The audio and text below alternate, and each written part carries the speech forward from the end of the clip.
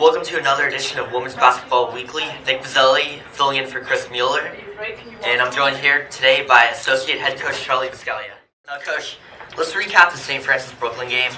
Obviously a tough overtime loss, but what are some things that you can take away heading down the stretch? That was a tough, hard-fought game. I think it just made us focus in on some of the things that we need to get better on. Going into overtime and them throwing some things at us that were tough for us to really, to have happen in a close contest like that. I think, made us learn a little bit in the crunch time about how we have to perform if the team's switching defenses, if the team's throwing some new double team at us. So it was a good experience for us, but you always like to come away with a win, also with the learning process. It's a tight race in the NEC left. You guys have 2 games left. What's the goal to finish in those 2 games heading into the conference tournament?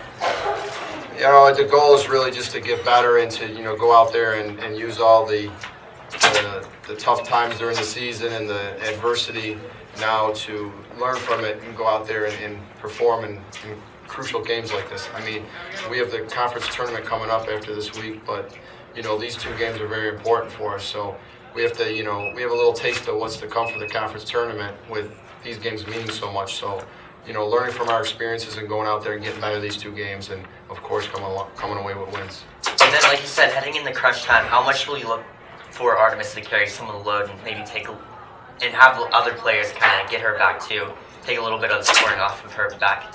Yeah, she's carried a load a lot for us this season, so I don't think it'll be anything new for her. So, we'll just look to do the same thing that we've been doing. Obviously getting her the ball, giving her touches, letting her play off of her. But other people have to step up. It can't be just Artemis, just getting the ball and scoring all the time. And that's something I think that's grown us to be in first place right now in the conference, was that other people would step up and realize they have to hit shots and they have to make plays and they have to be a big part of the offense just as much as Artemis. So she's a great glue to the, obviously an amazing player, but everybody's going to come to play. So we just can't totally lean on her, but believe me, she'll be our crunch time player. And then with practice, have you noticed any fatigue, or is the mindset pretty positive heading into the final 2 games?